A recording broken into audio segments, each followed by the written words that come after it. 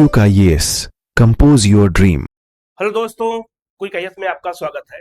BPSC previous year paper हम लोग देख रहे हैं और बीपीएससी प्रीवियस ईयर पेपर आधुनिक भारतीय इतिहास का ये नेक्स्ट पार्ट है। अलग अलग टॉपिक के अनुसार हम क्वेश्चन करा रहे हैं कि किस टॉपिक से कितने क्वेश्चन अभी तक आए हुए हैं, उनको देखना जरूरी है। इससे ये मालूम चलता है कि क्वेश्चन किस तरह से पूछे जा सकते हैं और किस तरह से हमें अपना अध्ययन करना है और कितना डीपली जाकर के हमें देखना है। कभी कभी क्वेश्चन ऐसे भी होते हैं जो हम स्किप कर देते हैं और बाद में जब वो क्वेश्चन आता है तो लगता है कि ये तो हमने पढ़ा ही नहीं, इसको मैंने छोड़ दिया था। तो बहुत सारे टॉपिक ऐसे होते हैं जिनको हमें देखना होता है। तो प्रीवियस ईयर क्वेश्चन जब तक आप नहीं करते हैं, आइडिया नहीं लगता है कि क्वेश्चन किस तरह से पूछे जा सकते हैं। तो एक एक करके हम क्वेश्चन को टॉपिक वाइज बताएंगे। आधुनिक भारतीय इतिहास बहुत महत्वपूर्ण जो है ये टॉपिक है। यहाँ से क्वेश्चन हमेशा सभी एग्जामों में आता है और बीपीएससी में यहाँ से क्वेश्चन ज्यादा पूछे भी गए हैं। तो सबसे पहले हम इसी को करेंगे और इसके अलावा मैंने प्राचीन भारत और मध्यकालीन भारत भी मैंने करा दिया है, जाकर के आप देख सकते हैं। आज हम लोग जो है बढ़ेंगे आगे उसी के और प्रीवियस ईयर के क्वेश्चन को हम लोग देखेंगे। जहां जहां डाउट होगा मैं उसको जो आप पूछ सकते हैं उसका जवाब आपको दिया जाएगा, लेकिन सारे क्वेश्चन देखना, उसका एनालिसिस करना जरूरी है। ठीक है, हम लोग शुरू करते हैं टॉपिक वाइज। पहला क्वेश्चन अगर देखा जाए, पहला टॉपिक देखा जाए तो कांग्रेस से पूर्व स्थापित राजनीतिक संस्थाएं। भारतीय राष्ट्रीय कांग्रेस एक राजनीतिक संस्था थी। इसकी स्थापना 1885 में की गई, लेकिन ये भारत की पहली राजनीतिक संस्था नहीं थी। इसके पहले बहुत सारी राजनीतिक संस्थाएं स्थापित की गई थी जिनके अपने अपने छोटे छोटे उद्देश्य थे। ये सारे टॉपिक मैं पढ़ा चुका हूँ। एग्जाम वेब ऐप पर हमारा एक प्रोग्राम शुरू हुआ है जो है 72 बीपीएससी के लिए समाधान बैच मैंने शुरू किया है। फीस बहुत कम है, इसी में प्री और मेंस आपका दोनों हो जाएगा। तो आप लोग इसको ज्वाइन कर सकते हैं और जो है दिए गए नंबर पे कॉल कर लीजिएगा। ये सारे टॉपिक मैंने अलग अलग पढ़ा दिया है और याद रखिएगा ये बहुत महत्वपूर्ण टॉपिक है। तो राजनीतिक संस्थाएं अगर देखा जाए तो कांग्रेस पहली नहीं थी।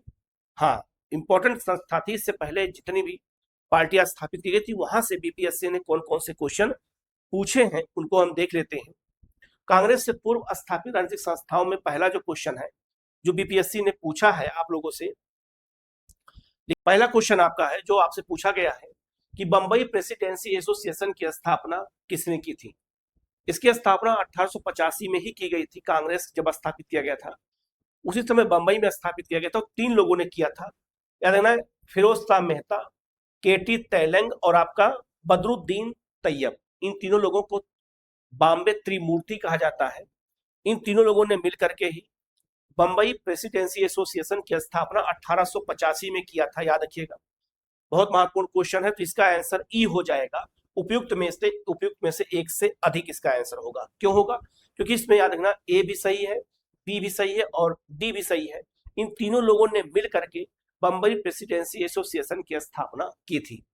यह क्वेश्चन कई बार आ चुका है और इसकी स्थापना 1885 में की गई थी। तो यह भी याद रखिएगा, स्थापना भी और जो है किसने किया था, ये क्वेश्चन आता है। और बदरुद्दीन तैयब ऐसे थे जो कांग्रेस के पहले मुस्लिम अध्यक्ष बनाए गए थे, ये भी याद रखिएगा, जो मद्रास अधिवेशन हुआ था 1887 में। ठीक है, आगे बताऊंगा। यहां से भी क्वेश्चन आपके बीपीएससी में पूछा गया है, याद रखिएगा। ध्यान रखना, ये इसका आंसर क्या हो जाएगा? ई हो जाएगा। उपयुक्त में से एक से अधिक हो जाएगा और इन तीनों लोगों को बंबई त्रिमूर्ति कहा जाता है, ये भी याद रखिएगा। अगला क्वेश्चन आपका है, भारत संघ इंडियन एसोसिएशन के संस्थापक कौन थे? भारत संघ कहो या इंडियन एसोसिएशन कहो, तो इसके जो संस्थापक थे वो सुरेंद्र नाथ बनर्जी थे। सुरेंद्र नाथ बनर्जी कांग्रेस के पहले अधिवेशन में शामिल नहीं हुए थे क्योंकि इनका जो नेशनल कॉन्फ्रेंस की बैठक कलकत्ता में चल रही थी और कांग्रेस का पहला अधिवेशन बंबई में हुआ था, तो पहले अधिवेशन में शामिल नहीं हुए थे। सुरेंद्र नाथ बनर्जी ने भारत संघ की स्थापना की थी, ये भी याद रखना। क्वेश्चन आया हुआ है, गलती मत करिएगा। तो इसका आंसर क्या हो जाएगा आपका? यहाँ पर डी हो जाएगा। अगला क्वेश्चन उसी से जुड़ा हुआ है, इंडियन एसोसिएशन का नेतृत्व किसने किया था?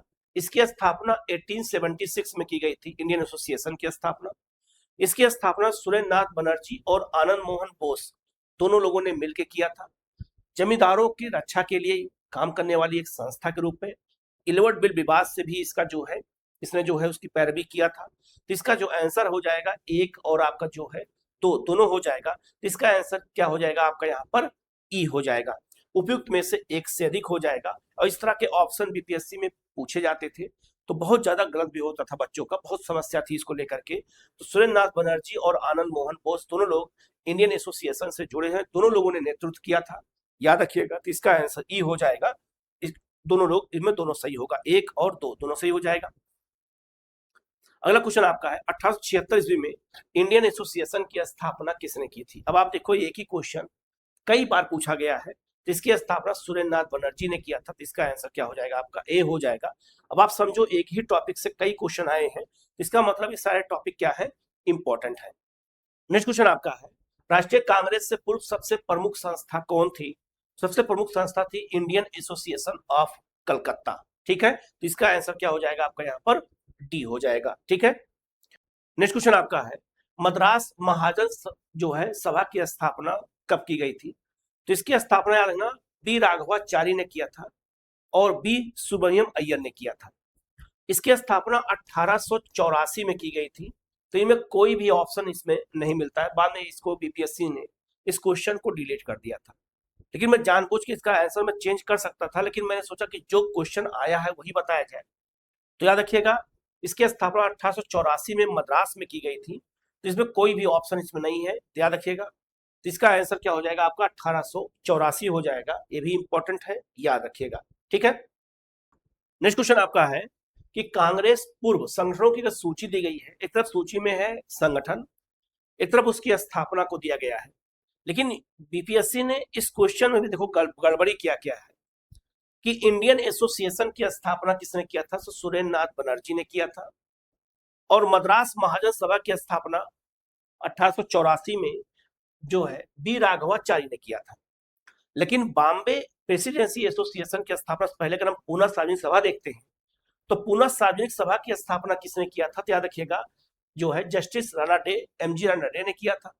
बॉम्बे प्रेसिडेंसी एसोसिएशन की स्थापना में दादा भाई नौरोजी का नाम आना ही नहीं चाहिए था। दादा भाई नौरोजी इन चारों संस्थाओं से नहीं जुड़े थे, लेकिन बीपीएससी ने इस तरह की गलतियां की हैं। तो इस तरह गलतियों भी हमें ध्यान देना पड़ता है। ठीक है, तो याद रखना यहाँ पर क्या होना चाहिए था, फिरोज शाह मेहता होना चाहिए था, या फिर केटी तेलंग, या फिर बदरुद्दीन तैयब होना चाहिए था, लेकिन इनमें कोई भी नहीं है। तो इसका आंसर कैसे निकाला जाए, तो इसका आंसर क्या हो जाएगा, उपयुक्त में से कोई नहीं होगा, क्योंकि जब आपने आंसर ही गलत दिया है तो कैसे मान लिया जाए। तो इस तरह से क्वेश्चन बीपीएससी ने गलती कई बार किया है, और बाद में क्वेश्चन को डिलीट कर देते हैं, और डिलीट करने के बाद बहुत सारे बच्चे इसी में बाहर हो जाते हैं। 150 क्वेश्चन भी इन लोगों से ठीक से नहीं बन पाता है कि 150 क्वेश्चन ठीक से बना दे। अभी अगर आपसे कहा जाए कि आप 150 क्वेश्चन ठीक से बना दीजिए, तो आप एक गलती नहीं करेंगे, एक मात्राओं की गलती नहीं करेगा एक स्टूडेंट। लेकिन आयोग जो मोटा मोटा वेतन पा रहा है, सारी सुविधाएं पा रहा है, उसका एक ही काम है एग्जाम कराना, और 150 क्वेश्चन नहीं बना पाता है। तो आप अभी आपने देखा कि 1-2 क्वेश्चन में आपको गलती में दिखा दिया। अब ऐसी गलती अगर लगातार होती रहेगी तो क्या बच्चों का मनोबल नहीं गिरेगा। इस संदर्भ में आयोग को समझना होगा कि हमारा काम ही यही है, जो उनका मूल काम है वो भूल जाते हैं। मूल काम क्या है कि एग्जाम करा करके सही पारदर्शी तरीके से, और जब जो है सिलेक्शन करके उस लिस्ट को सरकार को दे देना है। और सही क्वेश्चन जब तक नहीं बनाएंगे तब तक बच्चों का मनोबल कैसे आगे बढ़ेगा। बच्चा एक छोटे से कमरे में दिन रात पढ़ाई करता है, और इतनी बड़ी बड़ी गलतियां ये लोग कर देते हैं, जिसको इन लोगों को सोचना चाहिए। ठीक है, आगे बढ़ते हैं। अगला आपका क्वेश्चन जो है देखा जाए जो है अगला चैप्टर है आपका भारतीय राष्ट्रीय कांग्रेस। भारतीय राष्ट्रीय कांग्रेस की स्थापना से, उसके अधिवेशनों से बहुत सारे क्वेश्चन पूछा गया है, बीपीएससी ने पूछा है, और यहाँ से क्वेश्चन, इस टॉपिक से क्वेश्चन बहुत ज्यादा आए हैं। तो सब एक एक करके हम लोग देख लेते हैं कि क्वेश्चन कितना आए हैं। और जब ये टॉपिक के क्वेश्चन आप कर लेंगे, और जब इसका चैप्टर आप पढ़ेंगे, तो आपको लगेगा कि नहीं जो है हम और अच्छे से जो है इसको पढ़ सकते हैं, और जो क्वेश्चन अभी तक नहीं आया उस पर ज्यादा गौर करेंगे तो हमारे क्वेश्चन सही हो जाएंगे। तो इस तरह से क्वेश्चन हमें देखना है। अगर कहा जाए तो पहला क्वेश्चन है, भारतीय राष्ट्रीय कांग्रेस के प्रथम अधिवेशन में कितने जो है लोगों ने भाग लिया था। तो इसमें 72 लोगों ने इसमें पार्टिसिपेट किया था। कांग्रेस का पहला अधिवेशन में 72 लोग शामिल हुए थे। इसका पहला अधिवेशन 1885 में बंबई में हुआ था। WC बनर्जी इसके अध्यक्ष थे, याद रखिएगा। तो याद रखना, पहले 72 लोगों से ये संस्था शुरू हुई, और आगे चल के इसमें करोड़ों लोग शामिल हुए, याद रखिएगा। तो 72 लोगों से जो सफर शुरू हुआ था, एक क्वेश्चन बार बार पूछा जाता है। गलती मत करिएगा, अगर क्वेश्चन आए तो आपका गलत ना हो, ठीक है। आगे बढ़ते हैं।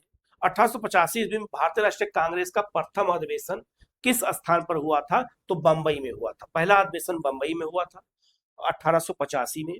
दूसरा अधिवेशन 1886 में कलकत्ता में हुआ था दादा भाई नेहरूजी की अध्यक्षता में।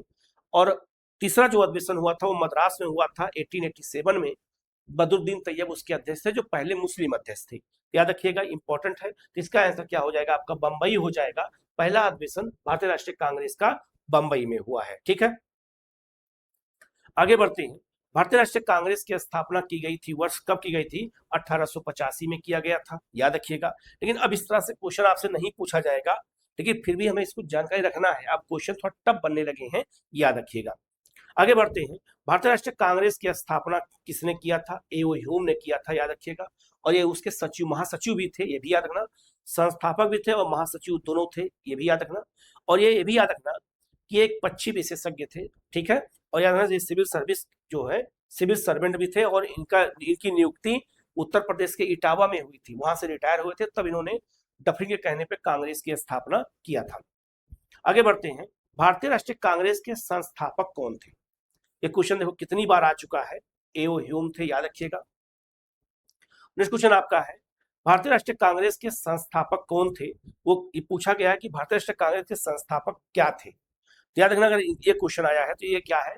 असैनिक सेवक थे, अर्थात सिविल सर्वेंट थे।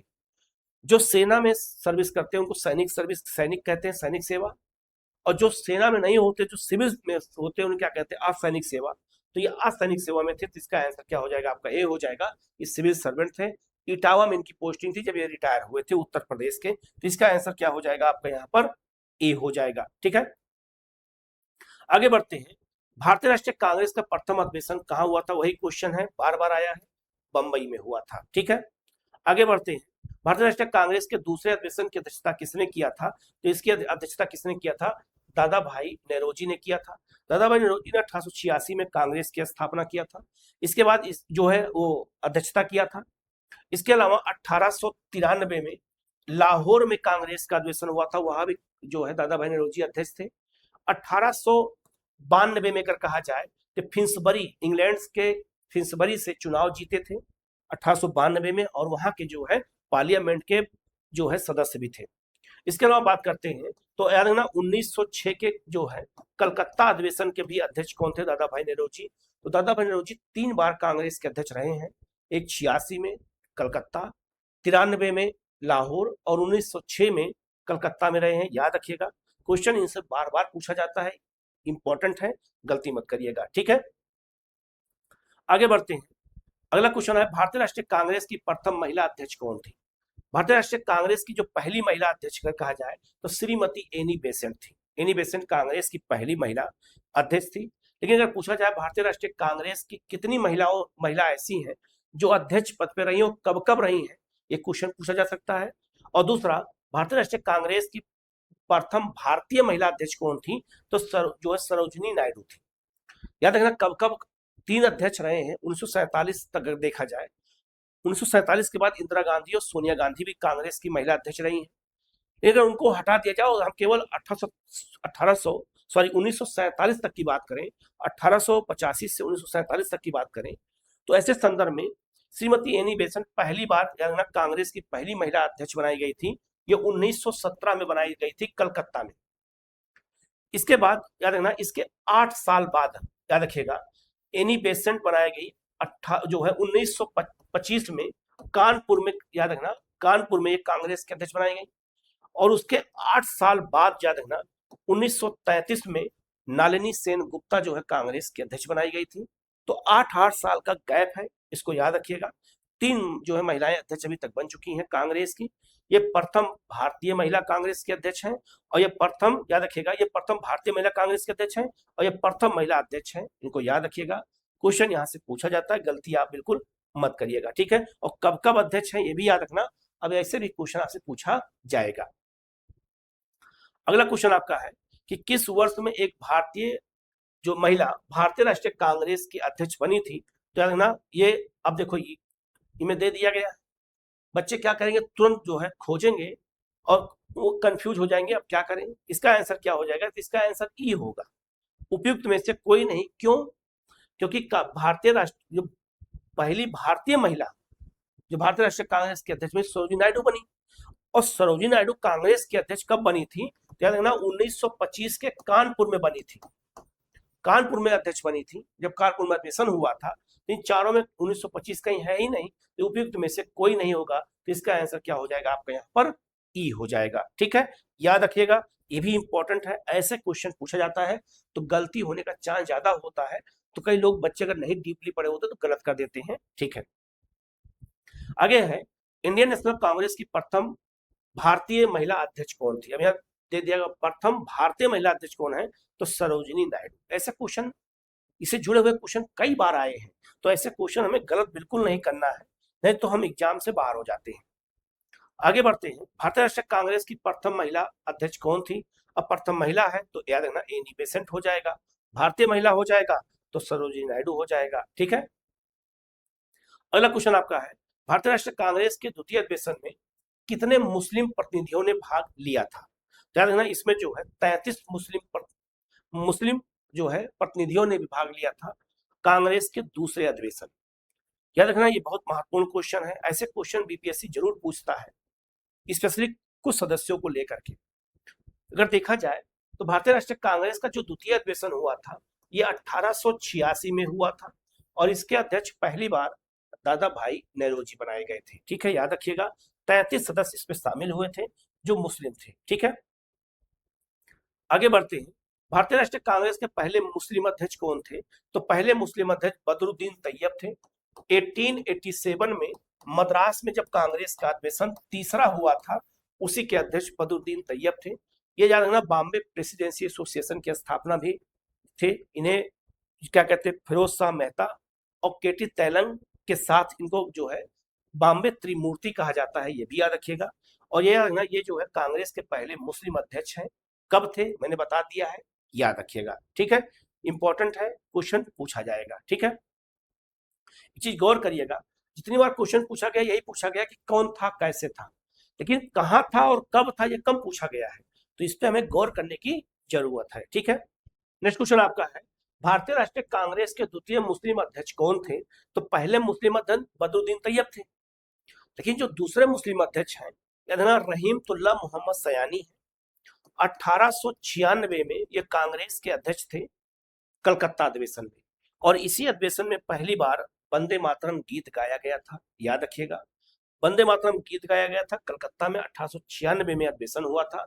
ये दूसरे मुस्लिम अध्यक्ष हैं, इनको याद रखिएगा, बहुत इंपॉर्टेंट है। ठीक है, आगे बढ़ते हैं, नेक्स्ट क्वेश्चन आपका है, महात्मा गांधी ने भारतीय राष्ट्रीय कांग्रेस से किस अधिवेशन की अध्यक्षता की थी, तो 1924 अधिवेशन की जो बेलगांव में हुआ था, और कांग्रेस के अध्यक्ष एक बार इनको और बनाया जा रहा था 1929 के लाहौर अधिवेशन में, लेकिन गांधी ने मना कर दिया, और गांधी के ही सुझाव पर जवाहरलाल नेहरू को पहली बार कांग्रेस का अध्यक्ष बनाया गया 1929 के लाहौर अधिवेशन में, जो एक ऐतिहासिक अधिवेशन है।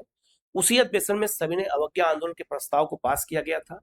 उसी अधिवेशन में यह निर्णय लिया गया था कि प्रत्येक 26 जनवरी को स्वतंत्रता दिवस मनाया जाएगा, और यह भी निर्णय लिया गया था कि जो है पूर्ण स्वराज का उद्देश्य रहेगा कांग्रेस का। तो ये बात याद रखिएगा, इंपॉर्टेंट है, गलती मत करिएगा। तो 1924 में एकमात्र बार कांग्रेस के अध्यक्ष कौन रहे हैं, महात्मा गांधी।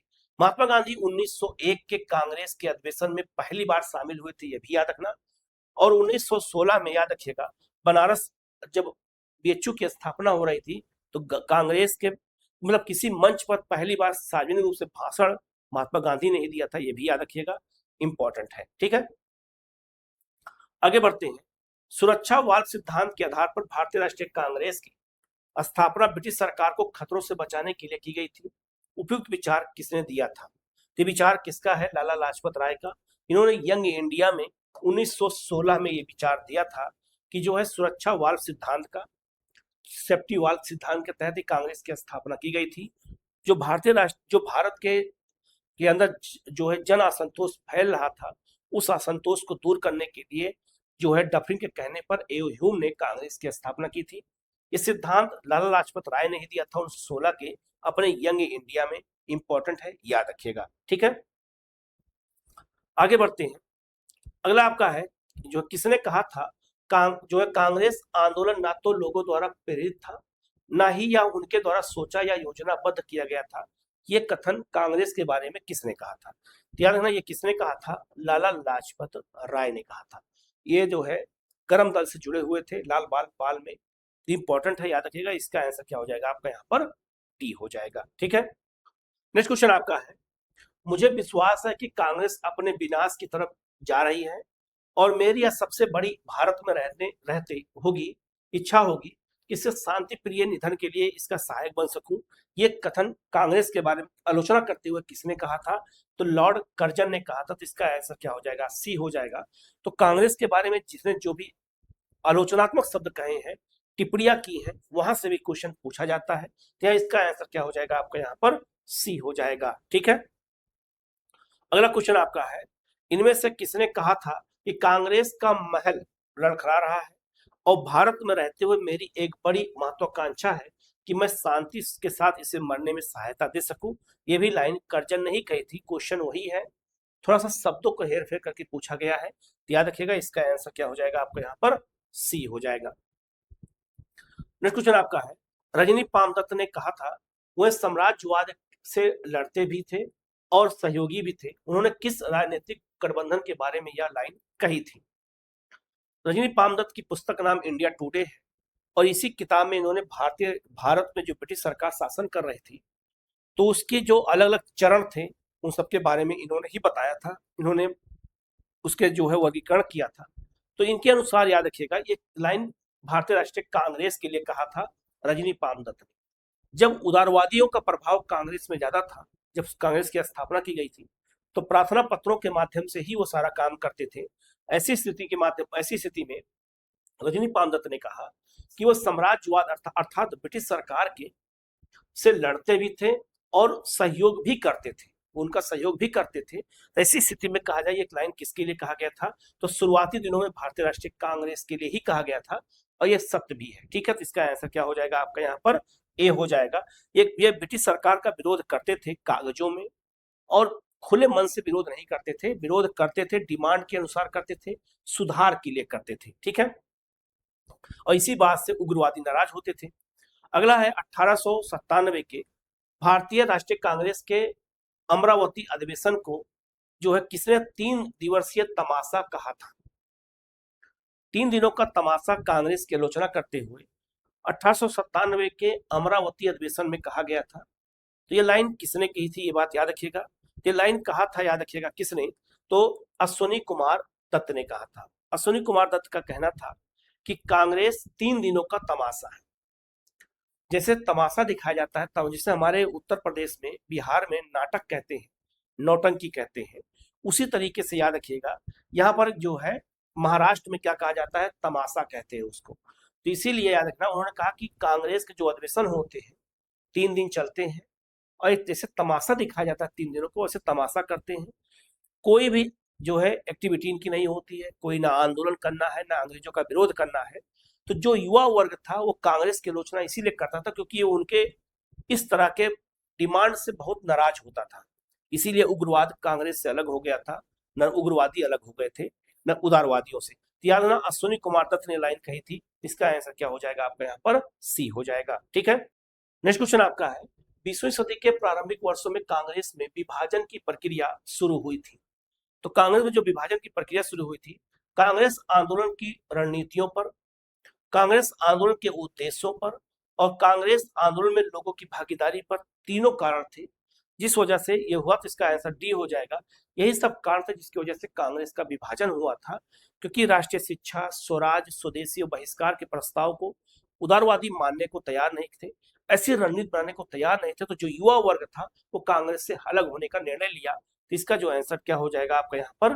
डी हो जाएगा, याद रखिएगा। ठीक है, आगे बढ़ते हैं। 1916 के लखनऊ सत्र के दौरान भारतीय राष्ट्रीय कांग्रेस के अध्यक्ष कौन थे, जहां कांग्रेस और नरम दल के ने समझौता कर हस्ताक्षर किया था? तो अंबिका चरण मजूमदार।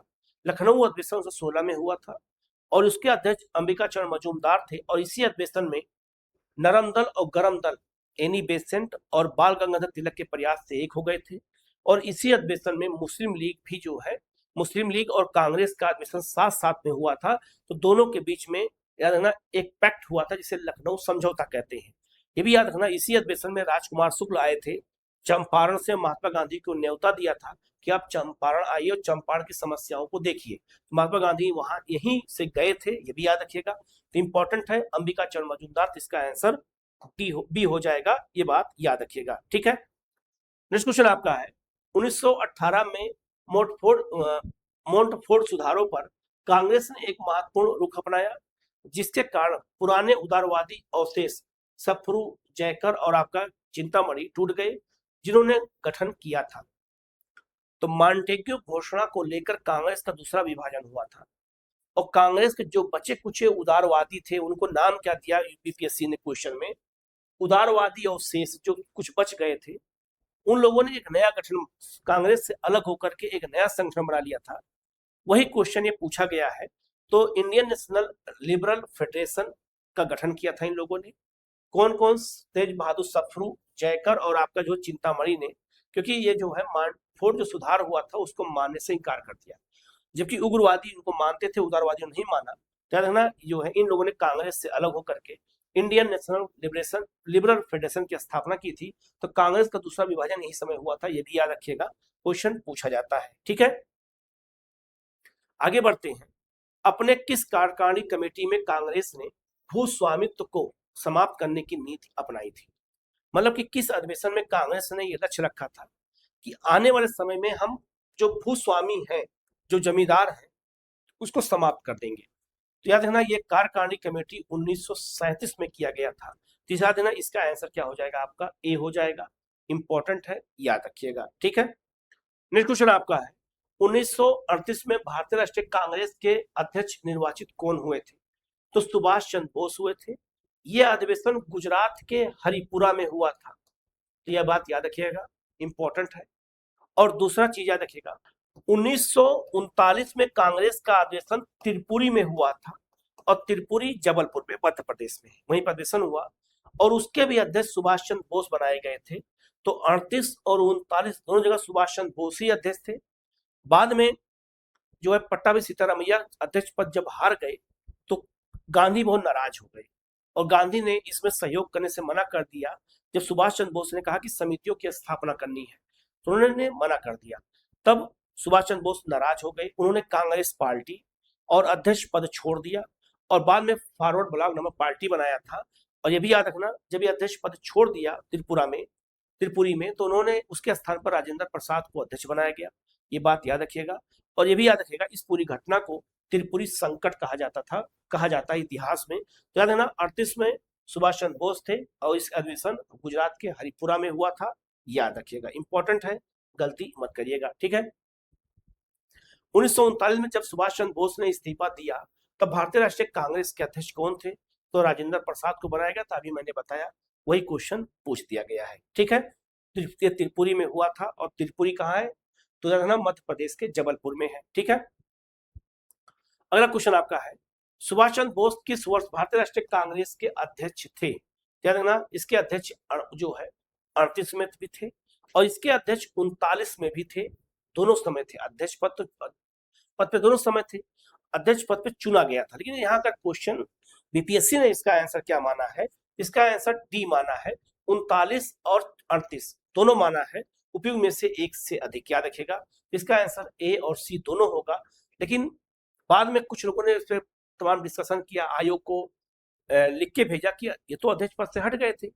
तो आयोग का स्पष्टीकरण ये था कि अध्यक्ष बनाए गए थे, अध्यक्ष पद की शपथ लिया था, काम भी करना शुरू किया था, बाद में इस्तीफा दे दिया, तो अध्यक्ष 2 बार बनाए गए हैं। इस आधार पर इसका आंसर डी होगा, ये बीपीएससी ने इसको कहा था। ठीक है, नेक्स्ट क्वेश्चन आपका है, वह कौन सा कांग्रेस अध्यक्ष था जिसने क्रिप्स मिशन और लॉर्ड बेवेल दोनों से वार्ता की थी?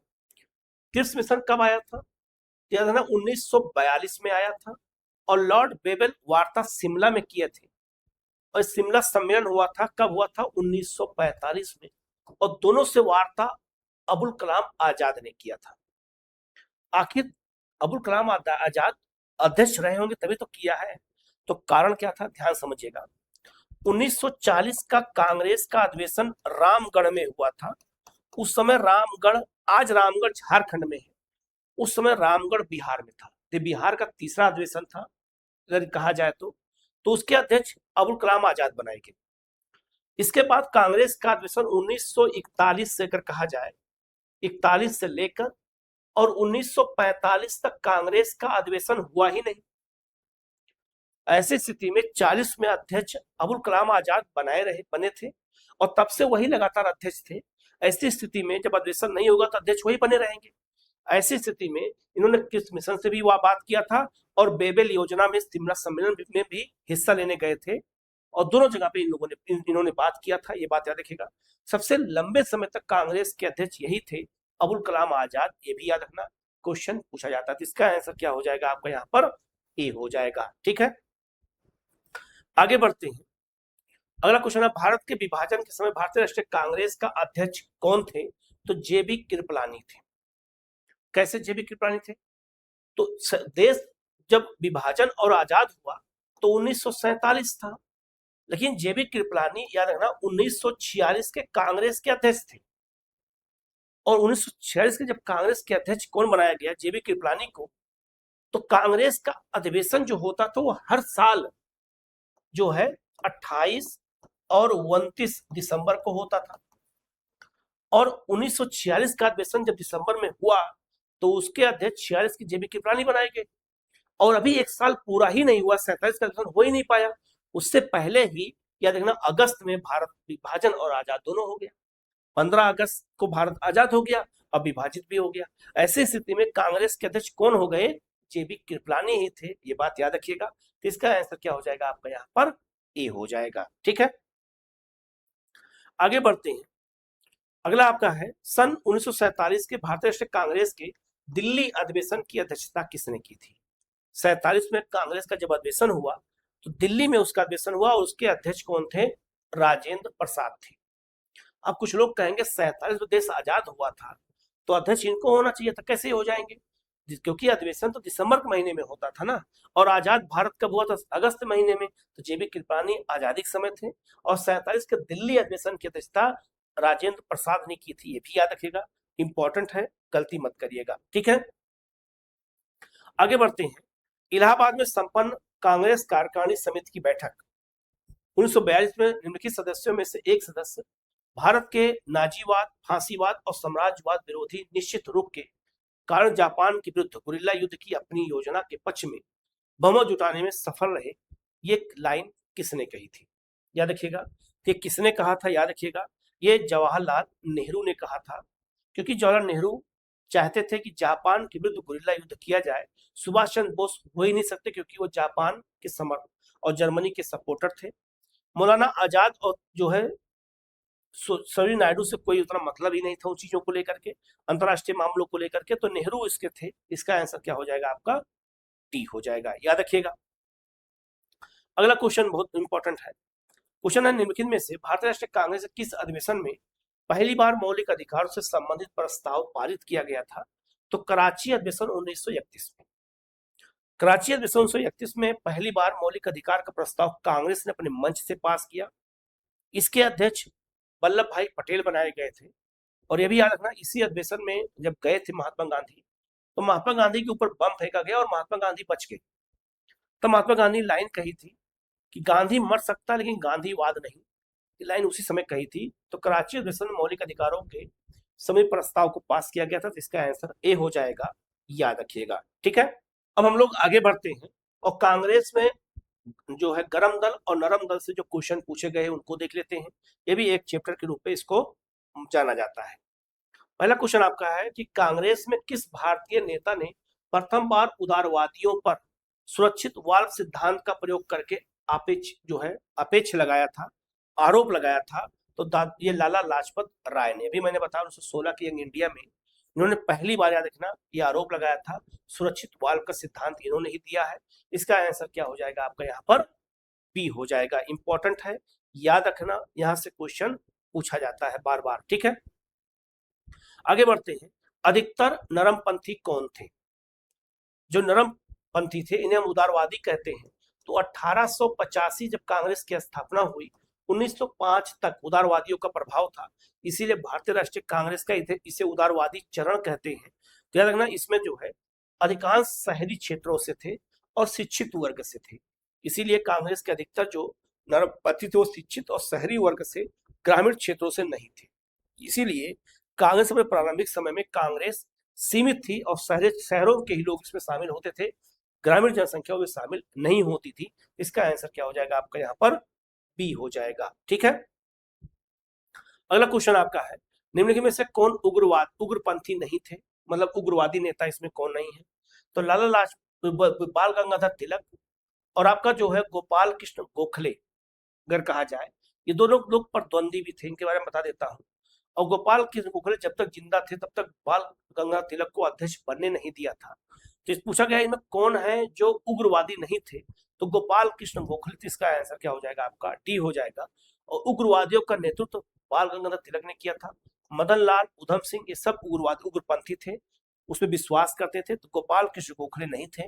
और गोपाल कृष्ण गोखले याद रखिएगा सर्वेंट ऑफ इंडिया सोसाइटी की स्थापना 1905 में किया था और 1905 के बनारस अधिवेशन के अध्यक्ष भी यही थे, ये भी याद रखिएगा, क्वेश्चन पूछा जाता है। ठीक है, आगे बढ़ते हैं। भारतीय राष्ट्रीय कांग्रेस के गर्मपंथियों के प्रभावधीन आया, मतलब कि गर्मपंथियों के प्रभावधीन में कब आया? तो इसको कहा जाए तो इसका हो जाएगा 1906 के बाद। 1906 के बाद जब 1907 का अधिवेशन हुआ तो उग्रवादी और उदारवादी अलग अलग हो जाते हैं। तो इसका आंसर क्या हो जाएगा आपका यहाँ पर? ए हो जाएगा। उग्रवादियों की पहचान अगर कहा जाए, गर्मपंथियों की पहचान 1906 के कलकत्ता अधिवेशन में होती है जब दादा भाई नौरोजी उसके अध्यक्ष थे। ठीक है, निम्नलिखित में से कौन सा नेता कांग्रेस के गर्म दल से संबंधित था? इनमें अगर कहा जाए तो इसमें अरविंद घोष थे। इसका आंसर क्या हो जाएगा आपका? ए हो जाएगा। दादा भाई नौरोजी, गोखले और बनर्जी ये सब क्या थे? उदारवादी थे। और उग्रवाद में अरविंद घोष थे। तो लाल बाल पाल के साथ अरविंद घोष भी उग्रवादी नेता कहलाते थे, ये भी याद रखना। ठीक है, आगे बढ़ते हैं। अगला क्वेश्चन आपका है जो है निष्क्रिय विरोध का सिद्धांत का प्रतिपादन किसने किया था? तो अरविंद घोष ने किया था। तो इसका आंसर क्या हो जाएगा आपका यहाँ पर? डी हो जाएगा।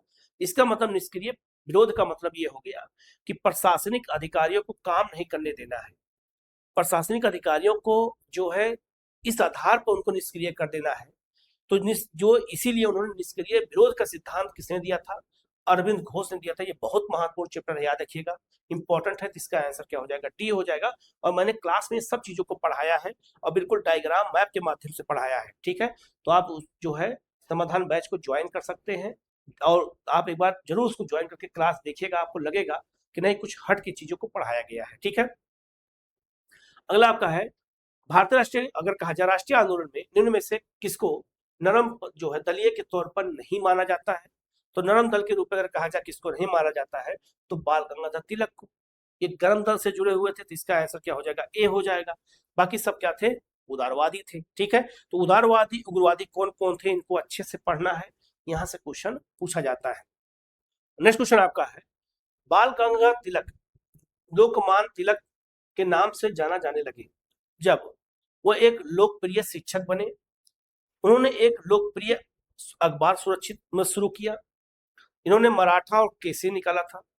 सरकार ने उन्हें रैंड मर्डर केस में अभियुक्त बनाया। उन्होंने शिवाजी और गणपति उत्सव का शुरुआत किया था। इनमें सब सही हो जाएगा। तो इसका आंसर क्या हो जाएगा आपका? ई हो जाएगा। उपयुक्त में से एक से अधिक हो जाएगा। तो ये सारे गुण बाल गंगाधर तिलक के अंदर थे, इसलिए उनको लोकमान तिलक कहा गया, क्योंकि उनका प्रचलन उग्रवादियों में बहुत ज्यादा था। ठीक है, आगे बढ़ते हैं। स्वराज मेरा जन्मसिद्ध अधिकार है और मैं इसे लेकर रहूंगा, यह किसने कहा था? बाल गंगाधर तिलक ने कहा था। लेकिन आपसे क्वेश्चन ये पूछ दिया जाए कि ये लाइन कब कही थी? ये लाइन लखनऊ अधिवेशन 1916 के समय कहा था, ये भी याद रखिएगा। ठीक है, कभी कभी क्वेश्चन ये भी पूछ देते हैं, तो गलती बिल्कुल मत करिएगा। आगे बढ़ते हैं। स्वराज मेरा जन्मसिद्ध अधिकार है, ये कब किसने कहा था? वही बाल गंगाधर तिलक ने कहा था। स्वराज वही वाला क्वेश्चन कई बार आ चुका है। ठीक है, आगे स्वराज जन्मसिद्ध मेरा अधिकार, वही क्वेश्चन कई बार आया है, बीपीएससी ने कई बार पूछा है। 1908 में बाल गंगाधर तिलक को जेल हुई थी। कितने वर्ष की? तो 6 वर्ष की जेल हुई थी, याद रखिएगा। और इनको जेल में कहाँ भेजा गया था? तो इनको जो जेल में भेजा गया था, याद रखिएगा, मांडले जेल भेजा गया था बर्मा में, जिसे आज हम लोग म्यांमार कहते हैं। और वहीं पर याद रखिएगा 1908 से 1914 तक उन्होंने जेल में बिताया। और इसीलिए उग्रवादियों का जो आंदोलन था वो कमजोर पड़ गया। जब ये 1907 में अलग हुए थे तो 8 में ही इनको जेल भेज दिया गया, वो भी भारत से बाहर कर दिया गया। तो याद रखना इंपॉर्टेंट है। और इन्होंने जेल में गीता रहस्य और आर्कटिक होम ऑफ द बेदाज लिखा था। और वैदिक काल के लोग उत्तरी ध्रुव से आए थे, ये बात इन्होंने ही कही थी अपने पुस्तक आर्कटिक होम ऑफ द बेदाज में। ये किताब इनकी है, याद रखिएगा, क्वेश्चन पूछा जाता है। तो इनको 6 वर्ष की सजा हुई थी। ठीक है। कांग्रेस के नरम दल के नेताओं की आंदोलन की पद्धति क्या थी? तो इनके जो आंदोलन की पद्धति क्या थी उसको कहते हैं राजा वामबद्ध आंदोलन। अर्थात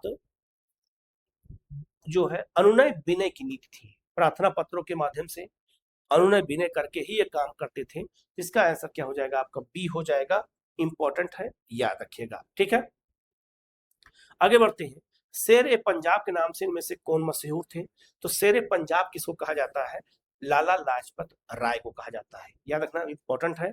इसका आंसर क्या हो जाएगा आपका? यहाँ पर सी हो जाएगा। एक क्वेश्चन आता है, इसको अच्छे से याद रखिएगा। ठीक है, हम लोग आगे बढ़ते हैं। अब हम लोग आगे बढ़ते हैं और भारत में क्रांतिकारी आंदोलन जो हुए हैं वहां से क्वेश्चन कौन कौन से पूछे गए हैं उनको देख लेते हैं।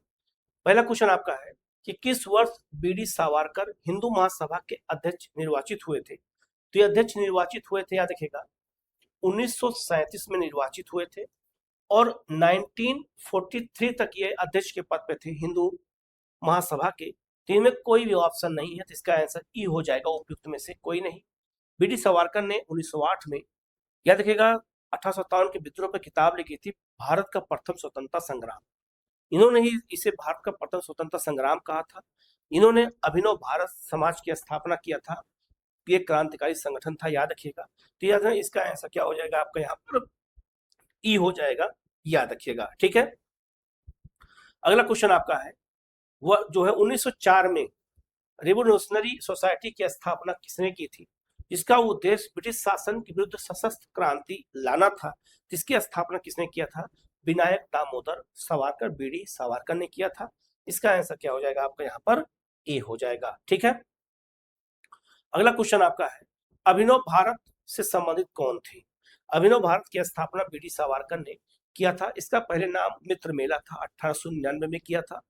1902 में इसका नाम बदल करके रख दिया गया अभिनव भारत, याद रखिएगा, इंपॉर्टेंट है। इसका आंसर क्या हो जाएगा आपका? यहाँ पर ए हो जाएगा। ठीक है, अगला क्वेश्चन आपका है भारत में अभिनव भारत नामक एक गुप्त संगठन और अंग्रेजों का मुकाबला करने के लिए किसने संगठित किया था? तो बीडी सावरकर ने किया था। तो इसका आंसर सी हो जाएगा। और अभिनव भारत एक क्रांतिकारी संगठन था, ये भी याद रखिएगा। ठीक है, अगला क्वेश्चन आपका है निम्न में से कौन काकोरी कांड से संबंधित नहीं थे? काकोरी कांड में कहा जाए तो याद रखना, राम प्रसाद बिस्मिल भी थे, राजेंद्र लहेड़ी भी थे, अशफाक उल्ला खां भी थे, सूरसेन नहीं थे। सूरसेन चटगांव शस्त्रागार वाले में थे, इन्हें मास्टर दा कहा जाता था। तो इसका जो आंसर है क्या हो जाएगा आपका? बी हो जाएगा। और काकोरी कांड में इन सबको फांसी की सजा हुई थी। अशफाक उल्ला को जो फांसी सजा हुई थी, याद रखिएगा, कहाँ हुई थी? फैजाबाद, जिसे आज अयोध्या कहा जाता है। राजेंद्र लहिड़ी को फांसी गोंडा में हुई थी। राम प्रसाद बिस्मिल को फांसी गोरखपुर में हुई थी।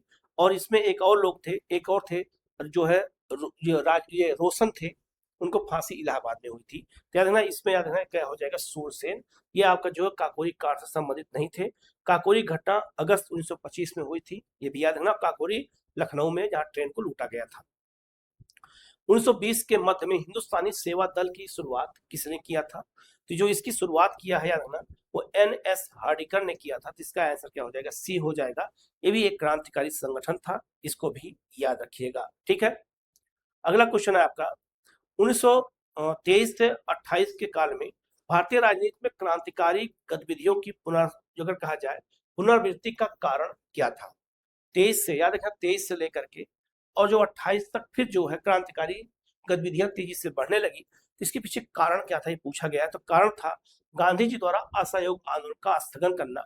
1922 में जब चोरी चोरा कांड हुआ और असहयोग आंदोलन को वापस ले लिया गया, जिस समय आंदोलन सबसे चरम पे था उस समय वापस ले लिया गया, तो भारत के नेता नाराज हो गए, जो खास करके युवा नाराज हो गए और युवाओं ने फिर जो देश की आजादी के लिए क्रांति को ही अपनाया। और इसी में चंद्रशेखर आजाद, भगत सिंह, राजगुरु, इन सब लोगों ने मिलकर के अलग अलग क्रांतिकारियों गतिविधियों को अंजाम दिया। सैंडर्स हत्याकांड, केंद्रीय विधानमंडल पर बम फेंकना, ये सारी घटनाएं उस समय की गई थी, इसको याद रखिएगा। क्वेश्चन यहाँ से पूछा जाता है, तो इसका आंसर क्या हो जाएगा आपका यहाँ पर? बी हो जाएगा। ठीक है, आगे बढ़ते हैं। अगला क्वेश्चन है आपका, किस वर्ष हिंदुस्तान रिपब्लिक एसोसिएशन की स्थापना की गई थी? इसे शॉर्ट फॉर्म में HRA कहा जाता था, जिसकी स्थापना कब की गई थी? याद रखना 1924 में की गई थी, कानपुर में की गई थी। इसकी स्थापना कानपुर में किया गया था, राम प्रसाद बिस्मिल, इन लोगों ने मिलकर किया था। इसमें जो है चंद्रशेखर आजाद भी थे, ये भी याद रखिएगा। तो इसका आंसर क्या हो जाएगा आपका यहाँ पर? जो है बी हो जाएगा। और याद रखना, हिंदुस्तान रिपब्लिक एसोसिएशन के सदस्यों ने ही काकोरी कांड को अंजाम दिया था। इसे मैं चैप्टर पढ़ा चुका हूं। ठीक है, आगे, काकोरी ट्रेन डकैती कांड में किन क्रांतिकारियों को फांसी सजा दी गई थी? तो कहा जाए फांसी सजा किसको हुई थी? तो राम प्रसाद बिस्मिल को गोरखपुर में, और अशफाक उल्लाह खां को, याद रखना, ये आपका फैजाबाद में हुई थी। और ये मुस्लिम, ऐसे पहले मुस्लिम है, रिकॉर्डेड मुस्लिम है जिनको फांसी सजा पहली बार हुई है, पहला मुस्लिम है जिन्हें फांसी सजा हुई है क्रांतिकारियों के संदर्भ में। तो इसका आंसर क्या हो जाएगा आपका यहाँ पर? ए हो जाएगा। इंपॉर्टेंट क्वेश्चन है, याद रखिएगा। ठीक है, अगला क्वेश्चन है आपका, हिंदुस्तान सोशलिस्ट रिपब्लिक एसोसिएशन के संस्थापक नेताओं में से कौन थे? जब HAR का विभाजन मतलब कि समाप्त हो गया, काकोरी के बाद लोगों को फांसी हो गई, तो याद रखना, Hindustan Republic socialist Republic association की स्थापना कहाँ किया गया? 1928 में दिल्ली के फिरोज शाह कोटला मैदान में। और इसकी स्थापना से जुड़े कौन कौन थे? भगत सिंह थे। इसका आंसर क्या हो जाएगा आपका यहाँ पर? बी हो जाएगा। भगत सिंह इससे जुड़े हुए थे और उन्हीं के कहने पर इसमें सोशलिस्ट शब्द जोड़ा गया था। ठीक है, तो इसका आंसर बी हो जाएगा। अगला क्वेश्चन आपका है, निम्नलिखित पंक्तियों में से किसने लिखा था कि सरपरोसी की तमन्ना अब हमारे दिल में है, देखना है जोर कितना बाजुए कातिल में है? ये लाइन किसने कहा था? तेरा राम प्रसाद बिस्मिल ने कहा था। तो इसका आंसर क्या हो जाएगा आपका यहाँ पर? ए हो जाएगा। ठीक है, आगे बढ़ते हैं। अगला क्वेश्चन आपका है, प्रसिद्ध गीत सरपरोसी की तमन्ना ये किसने कहा था? याद रखना आपका राम प्रसाद बिस्मिल से। ये क्वेश्चन कई बार आया हुआ है। अगला क्वेश्चन आपका है, इंकलाब जिंदाबाद का नारा किसने दिया था? इंकलाब जिंदाबाद लाइन लिखा था मोहम्मद इकबाल ने, लेकिन नारे के रूप में इस्तेमाल पहली बार किस किया था? भगत सिंह ने, जब इन्होंने 1928 में असेंबली में बम फेंका था, खाली बेंचों पर बटुकेश्वर दत्त के साथ मिलकर फेंका था। उसी समय इन्होंने ये बात कही थी। इसका आंसर क्या हो जाएगा? सी हो जाएगा। तो इंकलाब को नारे के रूप में, स्लोगन के रूप में इस्तेमाल पहली बार भगत सिंह ने किया था। इसका याद रखिएगा, इसका आंसर सी हो जाएगा। ठीक है, नेक्स्ट क्वेश्चन आपका है, मशहूर नारा इंकलाब जिंदाबाद किसने दिया था? तो हसरत मोहानी ने दिया था। याद रखिएगा, इसका आंसर सी हो जाएगा। इकबाल और जो है आपका हसरत मोहानी ने इसको लिखा था। तो इसका आंसर क्या हो जाएगा आपका यहाँ पर? सी हो जाएगा, याद रखिएगा। ठीक है, आगे बढ़ते हैं। भगत सिंह, राजगुरु और सुखदेव को कब फांसी की सजा हुई थी? 23 मार्च 1931 को हुई थी। इसे शहादत दिवस के रूप में याद किया जाता है। इसका आंसर क्या हो जाएगा आपका यहाँ पर? ए हो जाएगा। ठीक है, नेक्स्ट क्वेश्चन आपका है, सुखदेव, भगत सिंह और राजगुरु को फांसी कब हुई थी? याद रखना, वही डेट है 23 मार्च 1931 को। याद रखना, ये क्वेश्चन कई बार पूछा गया है, याद रखिएगा। ठीक है, अगला आपका है, सरकार के विरोध में असेंबली में बम फेंकने के समय भगत सिंह की उम्र क्या थी? ये क्वेश्चन, ऐसे क्वेश्चन, अतरंगी क्वेश्चन बीपीएससी ही पूछता है। अगर ये क्वेश्चन पूछा जाए कि भगत सिंह जब असेंबली पे बम फेंके थे तो उस समय इनकी एज कितनी थी? ऐसे अतरंगी क्वेश्चन बीपीएससी ही पूछा है। 21 साल से थोड़ा ज्यादा। ठीक है, इसका आंसर क्या हो जाएगा आपका यहाँ पर? बी हो जाएगा। ये भी इंपॉर्टेंट है, याद रखिएगा। ठीक है, आगे बढ़ते हैं। केंद्रीय विधानसभा में हानि रहित बम किसने फेंका था? तो अगर कहा जाए किसने फेंका था, तो भगत सिंह के साथ बटुकेश्वर दत्त थे। अब देखो, ऑप्शन में चालाकी क्या किया कि भगत सिंह सबको पता है कि भगत सिंह तो होंगे ही, तो भगत सिंह को नहीं दिया। भगत सिंह के साथ कौन थे? तो है ना बटुकेश्वर दत्त थे, तो इसका आंसर क्या हो जाएगा आपका यहाँ पर सी हो जाएगा। ठीक है, आगे बढ़ते हैं। अगला आपका है अनुशीलन समिति थी। अनुशीलन समिति की स्थापना एक याद रखना एक क्रांतिकारी संस्था के रूप में की गई थी, ये भी याद रखना इंपॉर्टेंट है। तो इसकी स्थापना एक क्रांतिकारी संगठन के रूप में किया गया था, बंगाल में किया गया था। और अनुशीलन समिति याद रखिएगा बहुत इंपॉर्टेंट है। इसी के सदस्य थे, याद रखिएगा कौन, तो खुदीराम बोस और प्रफुल्ल चाकी, जिन लोगों ने आगे किंग्सफोर्ड की हत्या का प्रयास किया था मुजफ्फरपुर में। ये इंपॉर्टेंट है, याद रखिएगा। इसका आंसर क्या हो जाएगा आपका यहाँ पर डी हो जाएगा। ठीक है, नेक्स्ट क्वेश्चन आपका है चिटगांव शस्त्र छापामारी की योजना किसने बनाई थी। चिटगांव याद रखना आज बंगाल पश्चिम वहां पे बांग्लादेश में है, वहां पर शस्त्रागार रखा था, तो उसको लूटने का सबसे पहली योजना बनाया था सूर्यसेन। इन्हें मास्टर दा कहा जाता है, याद रखिएगा। ठीक है, इन्होंने ही बनाया था, तो इसका आंसर ए हो जाएगा। अगला क्वेश्चन आपका है चटगांव शस्त्रागार धावे से कौन संबंधित है, तो याद रखना कौन संबंधित, सूर्यसेन है, इसका आंसर डी हो जाएगा। ठीक है, आगे बढ़ते हैं। वर्ष 1923 से 28 के काल में भारतीय राजनीति में क्रांतिकारी गतिविधियों की पुनरावृत्ति का कारण क्या था, वो क्वेश्चन फिर रिपीट कर गया। गांधी जी द्वारा असहयोग आंदोलन का स्थगन करना, इसको मैं पहले ही बता चुका हूं। अब हम आगे बढ़ते हैं और एक नए चैप्टर की ओर चलते हैं। भारत से बाहर क्रांतिकारी गतिविधियां। जिस समय भारत में क्रांतिकारी गतिविधियां चल रही थी, तो भारत के बाहर यूरोप में, लंदन, पेरिस में, और आपका जो है अमेरिका में, उत्तरी अमेरिका में, कनाडा और आपका अमेरिका में भी क्रांतिकारी गतिविधियां चल रही थी। ये उसी के संदर्भ में गदर आंदोलन आपने पढ़ा होगा।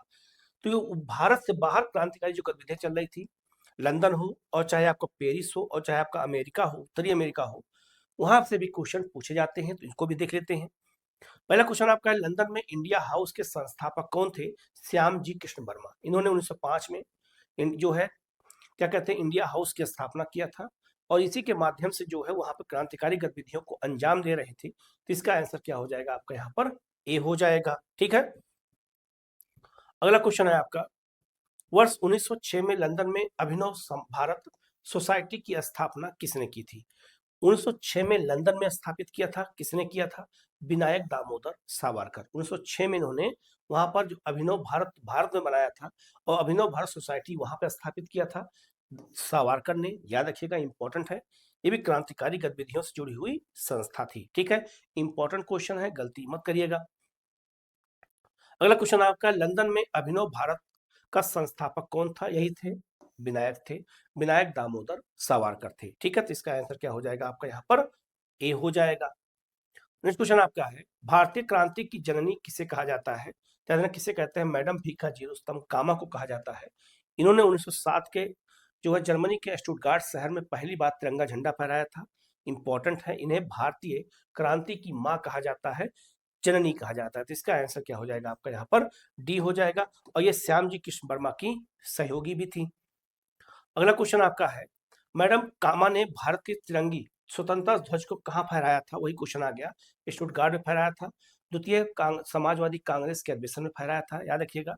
अंतर्राष्ट्रीय कांग्रेस के अधिवेशन हुआ था उस समय समाजवादी, उसी में फहराया गया था स्टुटगार्ट जर्मनी में 1907 में, याद रखिएगा। और ये झंडा जो है लाल, पीला और हरे कलर का था। ठीक है, मैडम कामा ने 1907 में प्रथम तिरंगा झंडा कहाँ फहराया था, क्वेश्चन देखो वही है, स्टुटगार्ट जर्मनी में है, वहीं पर फहराया था। ठीक है, नेक्स्ट क्वेश्चन आपका है जो है कर्नल वाइली की हत्या के आरोप में किसे मृत्युदंड की सजा दी गई थी, मदन लाल ढींगरा को। मदन लाल ढींगरा याद रखना ये इंडिया हाउस के सदस्य थे। लंदन में इन्होंने जो है जो भारत सचिव उस समय थे जो है किस मार्ले, ये उन्हीं के, ये कौन थे, कर्जन वाइली उन्हीं के सलाहकार थे। उन्हीं की हत्या किसने कर दिया था, मदन लाल ढींगरा ने, वही लंदन में कर दिया था, और बाद में इनको गिरफ्तार करके फांसी सजा हुई थी। तो इसका आंसर क्या हो जाएगा, ए हो जाएगा। और मदन लाल ढींगरा पूछा जाए किसके सदस्य थे, तो याद रखना ये आपका इंडिया हाउस के सदस्य थे, जिसकी स्थापना श्याम जी कृष्ण वर्मा ने किया था, लंदन में किया था। ठीक है, नेक्स्ट क्वेश्चन आपका है 1911 में कैलिफोर्निया विश्वविद्यालय में भारतीय दर्शन शास्त्र के प्रोफेसर बनने का अवसर किसे मिला था। याद रखना ये इस अवसर किसे मिला था, हरदयाल को मिला था। तो इसका आंसर क्या हो जाएगा आपका यहाँ पर सी हो जाएगा। ठीक है, ये भी इंपॉर्टेंट क्वेश्चन है, याद रखिएगा। नेक्स्ट क्वेश्चन आपका है गदर पार्टी की स्थापना हुई थी कब। गदर पार्टी की स्थापना 1913 में हुई थी, इंपॉर्टेंट है, अमेरिका के सैन फ्रांसिस्को में हुई थी। इसका आंसर क्या हो जाएगा आपका यहाँ पर बी हो जाएगा। ठीक है, गदर आंदोलन एक क्रांतिकारी आंदोलन जिसका उद्देश्य भारत में ब्रिटिश शासन को उखाड़ फेंकना था कि नेता कौन थे, इसके नेता कौन थे ये पूछा गया है। तो इसके नेता करतार सिंह सराभा थे। ठीक है, इसका करतार सिंह सराभा इसके मुख्य लीडरों में से एक थे। तो इसका आंसर क्या हो जाएगा आपका यहाँ पर बी हो जाएगा। ठीक है, नेक्स्ट क्वेश्चन आपका है गदर पार्टी की स्थापना कहाँ हुई थी? तो गदर पार्टी की स्थापना संयुक्त राज्य अमेरिका के सैन फ्रांसिस्को में हुई थी। तो इसका आंसर सी हो जाएगा। ठीक है, ये भी इंपॉर्टेंट क्वेश्चन है, याद रखिएगा। नेक्स्ट क्वेश्चन आपका है जिम्मर मैन योजना संबंधित किससे है? ये अगर कहा जाए तो योजना ये संबंधित किससे है? तो लाला हरदयाल, भूपेंद्र दत्त और वीरेंद्र नाथ चट्टोपाध्याय सबसे है। तो इसका आंसर डी हो जाएगा। जिम्मरमैन जो योजना है, ये योजना क्या थी जानते हैं? जो भारतीय क्रांतिकारी है वो जर्मनी से बम मंगा रहे थे और जर्मनी से बम ला करके भारत में उसको जो है यूज करने वाले थे, पकड़े गए। तो उसको हिंदू जर्मन षड्यंत्र भी कहते हैं, इसी को जिम्मरमैन योजना भी कहा जाता है, याद रखिएगा। तो इसका आंसर डी हो जाएगा, इसमें सभी लोग शामिल थे। ठीक है, आगे बढ़ते हैं। अगला क्वेश्चन आपका गदर क्रांति जो छिड़ने का सबसे महत्वपूर्ण कारण क्या था? गदर क्रांति जो छिड़ने का सबसे महत्वपूर्ण कारण क्या था? प्रथम विश्व युद्ध का शुरू होना। प्रथम विश्व युद्ध शुरू होने की वजह से ही लगा कि ब्रिटिश सरकार कमजोर किया जाए ब्रिटिश सरकार को, जिससे वो जो है भारत से जो है वो हट जाए। इसीलिए इन लोगों का उद्देश्य था कि जो है क्या किया जाए, जो है ब्रिटिश सरकार को कमजोर करने के लिए ही प्रथम विश्व युद्ध के दौरान गदर क्रांति की शुरुआत की गई थी। ठीक है, नेक्स्ट क्वेश्चन आपका है जर्मनी के समर्थन से काबुल में राजा महेंद्र प्रताप सिंह के नेतृत्व में अंतरिम सरकार का गठन किया गया था। जब इसका गठन किया गया जर्मनी में, याद रखें जर्मनी के सहयोग से काबुल में अफगानिस्तान में महेंद्र प्रताप सिंह इसके राष्ट्रपति भी थे, बरकतुल्ला प्रधानमंत्री बनाए गए थे। तो पूछा गया है गठन किया गया था गदर आंदोलन के दौरान? नहीं, क्योंकि इसकी स्थापना 1915 में की गई थी। स्वदेशी आंदोलन के दौरान? नहीं, द्वितीय विश्व युद्ध हो ही नहीं सकता है। होम रूल आंदोलन के दौरान? नहीं होगा, क्योंकि होम रूल आंदोलन 16 में शुरू किया गया था। तो इसका आंसर ई हो जाएगा, उपयुक्त में से कोई नहीं होगा। ठीक है, ये भी इंपॉर्टेंट है, याद रखिएगा। नेक्स्ट क्वेश्चन आपका है सरदार उधम सिंह ने किसे किसे मारा था? तो याद है ना, जो सरदार उधम सिंह है उन्होंने गोली किसको मारी थी? माइकल ओडायर को मारा था। माइकल ओडायर उस समय जो है पंजाब का लेफ्टिनेंट गवर्नर था और इसी के आदेश पर जनरल डायर ने गोली चलवाई थी, लेकिन मुख्य आरोपी यही था और लंदन में जाकर के उधम सिंह ने 1940 में गोली मारी थी। इसका आंसर क्या हो जाएगा आपका यहाँ पर? सी हो जाएगा। तो एक माइकल ओडायर थे और एक जनरल डायर थे, लेकिन माइकल ओडायर ने गोली मारी थी, ये बात याद रखिएगा। ठीक है, आगे बढ़ते हैं। लंदन में 13 मार्च 1940 को सर माइकल ओडायर को गोली से जो है गोली मारी थी किसने? उधम सिंह ने मारा था। ठीक है, इसको याद रखिएगा। नेक्स्ट क्वेश्चन आपका है जलियांवाला बाग हत्याकांड के लिए जिम्मेदार जनरल डायर को निम्न में से किसने गोली मारी थी? तो वही उधम सिंह, वही क्वेश्चन पूछा गया है। तो याद रखना जो ये क्वेश्चन पूछे गए हैं जो मॉडर्न इंडिया से मैंने करा दिया है, आज हम लोग यहीं तक करते हैं। इसके आगे एक पार्ट में और में तो पूरा एक तरह से 3-4 पार्ट में अलग अलग करके मॉडर्न इंडिया में करा दूंगा। इसको वीडियो को पूरा देखिएगा, कहीं कोई डाउट होगा तो पूछ लीजिएगा। और हमारा जो बैच शुरू हुआ है समाधान बैच, आप उसको ज्वाइन कर सकते हैं, दिए गए नंबर पर कॉल कर लीजिएगा। फीस बहुत कम है और इससे प्री और मेंस आप दोनों की तैयारी हो जाएगी। सारी क्लास शुरू हो चुकी है और जिसकी वीडियो रिकॉर्डेड आपको जो है एग्जाम वेब ऐप पे मिल जाएगा। इस ऐप का जो है लिंक जो है मैं आपके जो है क्या कहते हैं इस वीडियो के मैसेज में और डिस्क्रिप्शन में मैं डाल दिया हूँ। आप लोग वहाँ जो है इसको आप डाउनलोड कर लीजिएगा और दिए गए नंबर पे कॉल करके पूछ लीजिएगा जो भी समस्या होगी। तो आज हम लोग यहीं तक करते हैं, फिर मिलते हैं हम लोग एक नए चैप्टर में नए क्लास के साथ। Okay, thank you.